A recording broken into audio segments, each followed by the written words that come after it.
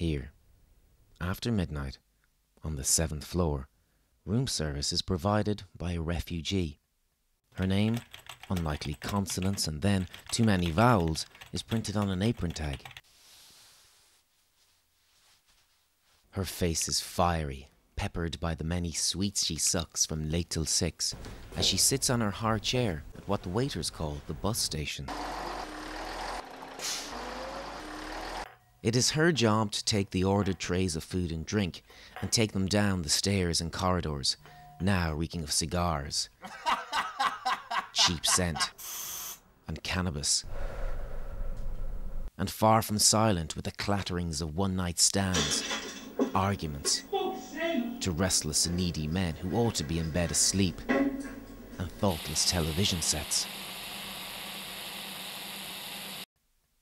A man awake beyond midnight is unpredictable. The refugee, let's not attempt to say her name, is only meant to place the tray outside the room, knock lightly, and disappear.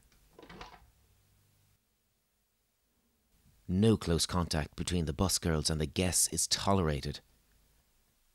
No touting for gratuities. No entry to the rooms, no extra services. They have to come and go unseen, discreet and tedious as nuns. Those are the rules, and wise rules. A dark hotel is ruinous. Before the rules were imposed, a girl had been attacked, and many had been bribed, or groped, or compromised. One girl on the 2nd floor had been a part-time prostitute. She tucked her business card into the napkin on each tray and done quite nicely for herself. Another had sold thin reefers to the regulars.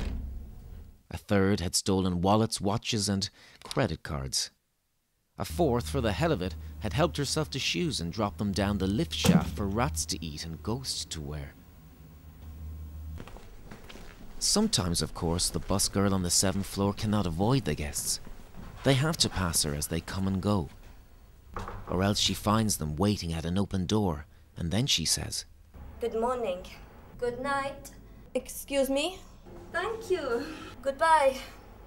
But that is almost all she says or understands. She has, however, learnt the menu words for those occasions when guests don't use their telephones, but come along the corridor and try to order food through her. Club sandwich she knows perfectly. The choices of coffees, beers and snacks are quickly recognised. Rice salad with a pork brochette. Fish chowder. House burger and a side of fries. Champagne. She can recite a list of 14 whiskies. She's tasted all of them. But ask her anything about herself and she will turn a deep and helpless red. She cannot understand, she cannot say, she cannot tell her story, what has happened to her home, her village and her family. She shakes her damaged face at these late guests, but nothing tumbles out. There are no words inside the pepper pot, except the words for hotel food.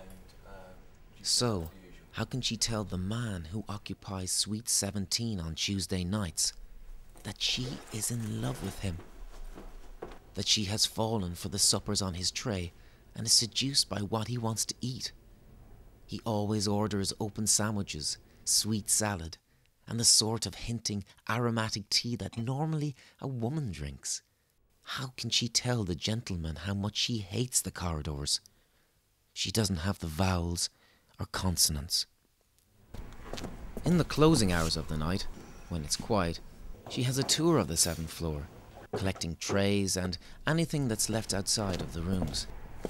There's always bread for her to eat, and untouched vegetables, sometimes a piece of meat, or cheese, some fries, or some long cold soup.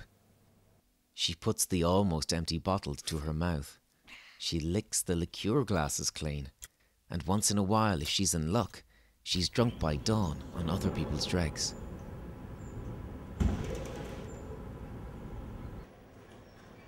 And then her shift fast come to an end. She snoozes at the bus station and dreams, rehearsing what she'll need to say to change, to resurrect her life. despite the wise rules, the day must come when she'll have the opportunity to go through doors. All the doors that have been shut on her. A corridor of locked and bolted doors. The door to Sweet 17. The door to all those hazards and gratuities. And if she ever dares to knock and wait until the door is opened, she will not be lost for words, not in her dreams. She will not turn a deep and helpless red. She'll see herself reflected in the bathroom's steamy mirrors, wrapped in the hotel's thick white towels, feet up before the television set. She'll see herself propped up by the pillows on the bed. Beyond the perfume and the smoke, the man is waiting on her with a tray. Her new life seems a long way off, 10,000 trays away. She mutters to herself and practices vocabulary with all the items she can name. Dressed prawns, Jack Daniels, champagne, chowder, salt. She orders for herself another dream, the sort of hinting tea that normally a woman drinks. She says Good morning. to the places she has lost, and good night too. Excuse me. Thank you. Please. Goodbye.